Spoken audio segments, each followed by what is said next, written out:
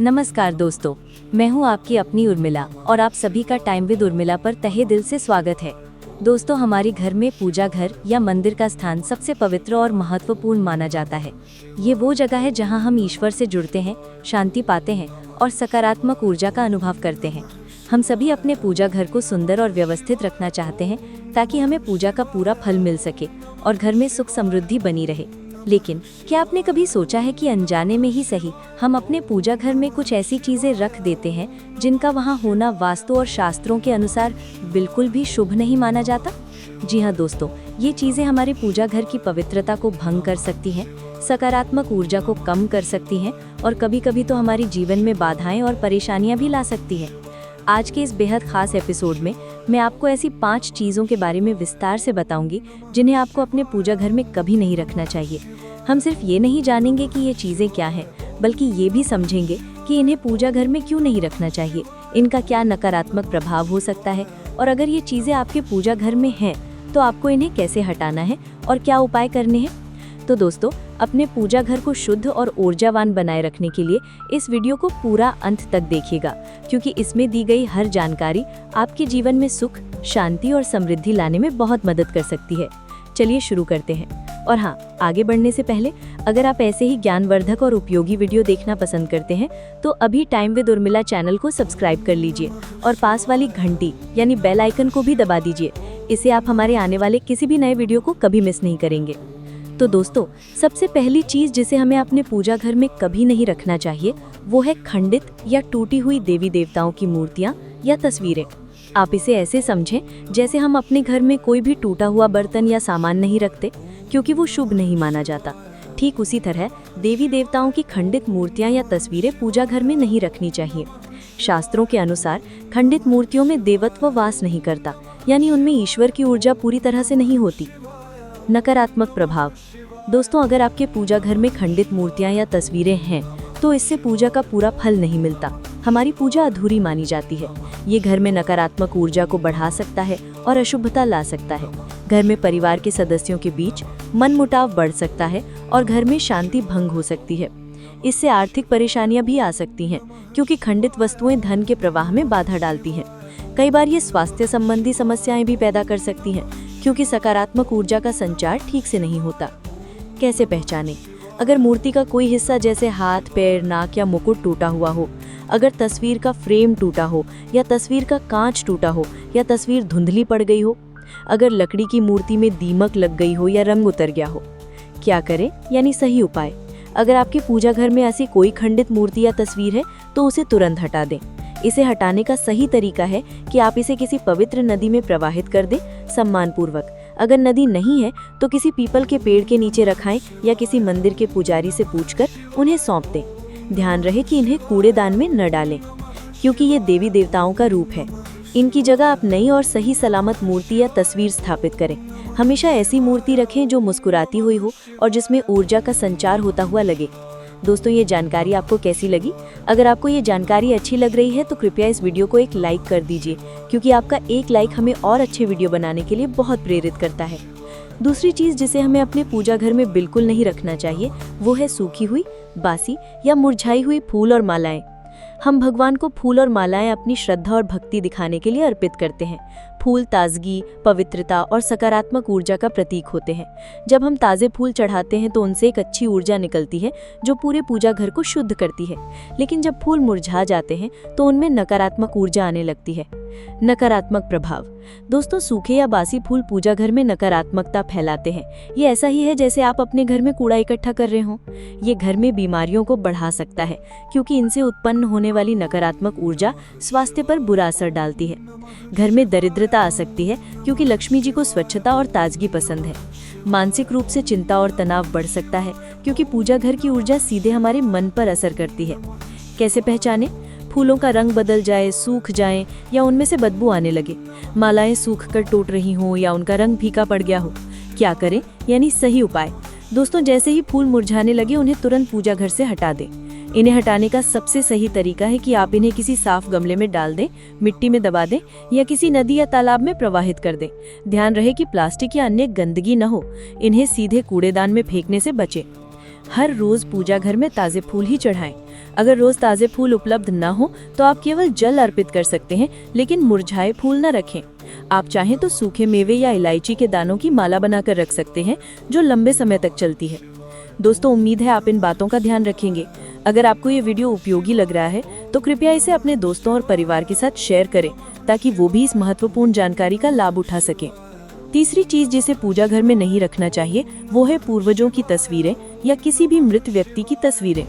दोस्तों, हम अपने पूर्वजों का बहुत सम्मान करते हैं और उनकी यादें हमारे दिल में हमेशा रहती हैं।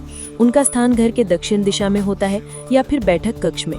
पूजा घर सिर्फ और सिर्फ देवी देवताओं के लिए है। हमारे पूर्वज पूजनीय हैं, लेकिन उन्हें देवताओं के समान स्थान नहीं दिया जाता। नकारात्मक प्रभाव। पूजा घर में पूर्वजों की तस्वीर रखने से पितृ दोष लग सकता है। इससे पूजा घर की ऊर्जा नकारात्मक हो सकती है, क्योंकि ये मृत्यु और शोक से जुड़ी ऊर्जा को आकर्षित करती है, जबकि पूजा घर में केवल दिव्य और सकारात्मक ऊर्जा का वास होना चाहिए।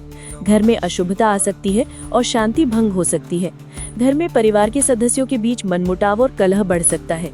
कई बार इससे आर्थिक उन्नति में बाधाएं भी आती हैं, क्योंकि पूजा घर की ऊर्जा का संतुलन बिगड़ जाता है। कैसे पहचानें? यदि आपके पूजा घर में दादा दादी, नाना नानी या किसी भी मृत व्यक्ति की तस्वीर रखी है, क्या करें? यानी सही उपाय। अगर आपके पूजा घर में ऐसी कोई तस्वीर है तो उसे तुरंत हटा दें। आप इन तस्वीरों को घर के दक्षिण दिशा में या फिर किसी बैठक कक्ष में यानी लिविंग रूम में ऐसी जगह लगा सकते हैं जहां उनका सम्मान बना रहे, लेकिन सीधे भगवान के साथ नहीं। अगर आप उनकी याद में कुछ करना चाहते हैं तो उनकी तिथि पर दान पुण्य या ब्राह्मणों को भोजन कराएं, लेकिन पूजा घर में उनकी तस्वीर न रखें। दोस्तों, ये जानकारी बहुत ही संवेदनशील है, इसीलिए इसे ध्यान से समझें और अमल में लाने का प्रयास करें। अगर आपको ये जानकारी अच्छी लग रही है और आप ऐसे ही और वीडियो देखना चाहते हैं तो कृपया टाइम विद उर्मिला चैनल को सब्सक्राइब करना ना भूलें। आपके सब्सक्राइब करने से हमें बहुत प्रोत्साहन मिलता है। चौथी चीज जिसे पूजा घर में रखते समय हमें विशेष ध्यान रखना चाहिए वो है शिवलिंग का आकार और एक से ज्यादा शिवलिंग या शालिग्राम। भगवान शिव का शिवलिंग अत्यंत पवित्र और शक्तिशाली होता है। इसे घर के पूजा घर में रखना बहुत शुभ माना जाता है, लेकिन इसके कुछ विशेष नियम हैं। शास्त्रों के अनुसार घर के पूजा घर में बहुत बड़ा शिवलिंग नहीं रखना चाहिए। माना जाता है कि बड़े शिवलिंग को उतनी ऊर्जा और देखभाल की जरूरत होती है जितनी घर में संभव नहीं है। साथ ही एक से ज्यादा शिवलिंग या शालिग्राम भी पूजा घर में नहीं रखने चाहिए। नकारात्मक प्रभाव। घर में बड़े आकार का शिवलिंग रखने से अगर आप उसकी ठीक से देखभाल और ऊर्जा को संभाल नहीं पा रहे हैं तो इससे अशुभ प्रभाव पड़ सकते हैं। ये घर में अशांति और अस्थिरता ला सकता है। एक से अधिक शिवलिंग या शालिग्राम रखने से ऊर्जा का असंतुलन पैदा हो सकता है, जिससे घर में कलह और अशांति आ सकती है। इससे आर्थिक परेशानियां भी बढ़ सकती हैं, क्योंकि यह अत्यधिक ऊर्जा को नियंत्रित करने में मुश्किल पैदा करता है। कैसे पहचानें? अगर आपके पूजा घर में शिवलिंग आपके अंगूठे से बड़ा हो, अगर आपके पूजा घर में एक से ज्यादा शिवलिंग या शालिग्राम रखे हों, क्या करें? सही उपाय। घर के पूजा घर में हमेशा छोटे आकार का शिवलिंग रखें जो आपके अंगूठे के पोर यानी कि ऊपरी हिस्से से बड़ा ना हो। पूजा घर में एक ही शिवलिंग रखना सबसे शुभ माना जाता है। अगर आपके पास एक से ज्यादा है तो बाकी को किसी पवित्र नदी में प्रवाहित कर दें या किसी मंदिर में स्थापित करा दें। अगर आपके पास शालिग्राम है तो आप एक ही शालिग्राम रखें और बाकी को सम्मानपूर्वक प्रवाहित कर दें। शिवलिंग के नियमित रूप से जल अभिषेक और साफ सफाई करें ताकि उसकी ऊर्जा बनी रहे। दोस्तों, ये छोटी छोटी बातें हैं, लेकिन इनका हमारे जीवन पर बहुत गहरा प्रभाव पड़ता है। इन्हें अपनाकर आप अपने पूजा घर को और भी पवित्र और सकारात्मक बना सकते हैं। और दोस्तों, पांचवी और अंतिम चीज जिसे हमें अपने पूजा घर में कभी नहीं रखना चाहिए वो है टूटा हुआ दीपक या दीपक स्टैंड और पुरानी या खराब हो चुकी धूप या अगरबत्ती। दीपक और धूप अगरबत्ती पूजा का अभिन्न अंग है। दीपक प्रकाश का, ज्ञान का और सकारात्मक ऊर्जा का प्रतीक है।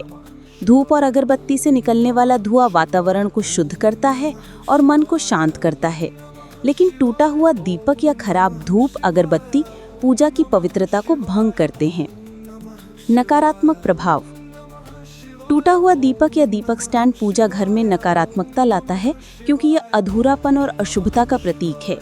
इससे पूजा का फल कम मिलता है और हमारी प्रार्थनाएं ईश्वर तक ठीक से नहीं पहुंच पाती।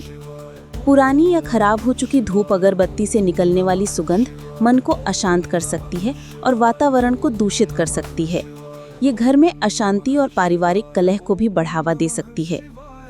कई बार ये स्वास्थ्य संबंधी छोटी मोटी परेशानियां भी पैदा कर सकता है।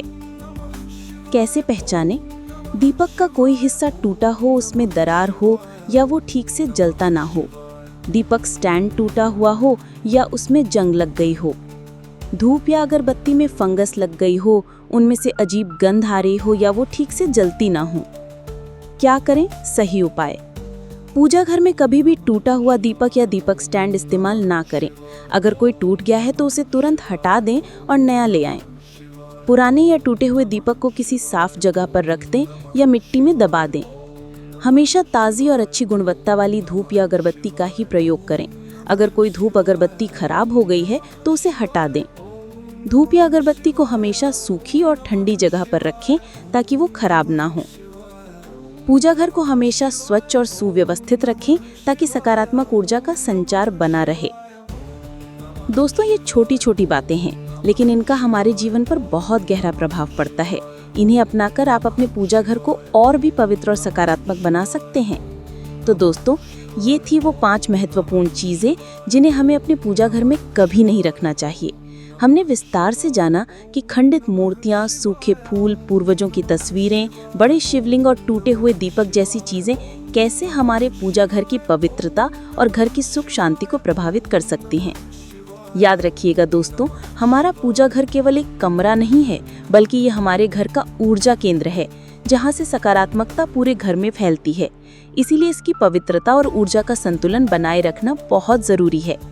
सबसे महत्वपूर्ण बात, वास्तु और शास्त्र हमें नियम इसलिए सिखाते हैं ताकि हम अपने जीवन को बेहतर बना सकें। ये सिर्फ नियम नहीं, बल्कि सही ऊर्जा के प्रवाह को बनाए रखने के तरीके हैं। सफाई और व्यवस्था। किसी भी उपाय को अपनाने से पहले अपने पूजा घर की नियमित सफाई और व्यवस्था बनाए रखना सबसे जरूरी है। गंदगी और अव्यवस्था नकारात्मक ऊर्जा को आकर्षित करती है। श्रद्धा और विश्वास। पूजा घर में रखी हर चीज का महत्व होता है, लेकिन सबसे ज्यादा महत्व आपकी श्रद्धा और विश्वास का है। सच्ची श्रद्धा से की गई पूजा हमेशा फलदायी होती है। प्रार्थना और कृतज्ञता। रोजाना अपने ईश्वर का धन्यवाद करें जो आपके पास है, और जो आप पाना चाहते हैं उसके लिए पूरे मन से प्रार्थना करें।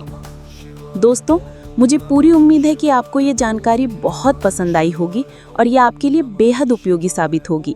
अगर आपको ये वीडियो सच में अच्छा लगा है और आपको लगा है कि इसने आपकी जानकारी बढ़ाई है, तो कृपया इस वीडियो को अभी एक लाइक कर दीजिए। आपका एक लाइक हमें और अच्छे वीडियो बनाने के लिए बहुत प्रेरित करता है। और हाँ, अपने दोस्तों और परिवार के साथ इस वीडियो को शेयर करना बिल्कुल ना भूलें, ताकि वो भी अपने पूजा घर को शुद्ध और सकारात्मक बना सकें। और सबसे ज़रूरी बात, अगर आप अभी तक टाइम विद उर्मिला चैनल के सदस्य नहीं बने हैं तो कृपया अभी सब्सक्राइब बटन दबाइए और पास वाली घंटी यानी कि बेल आइकन को भी दबा दीजिए। इससे जब भी हम कोई नया और ज्ञानवर्धक वीडियो अपलोड करेंगे तो उसकी सूचना आपको सबसे पहले मिलेगी और आप कोई भी महत्वपूर्ण जानकारी मिस नहीं करेंगे। अगले वीडियो में हम फिर मिलेंगे एक नए और दिलचस्प विषय के साथ जो आपकी ज़िंदगी को और बेहतर बनाएगा। तब तक के लिए अपना ध्यान रखें और अपने घर को सुख शांति से परिपूर्ण बनाएं। नमस्कार।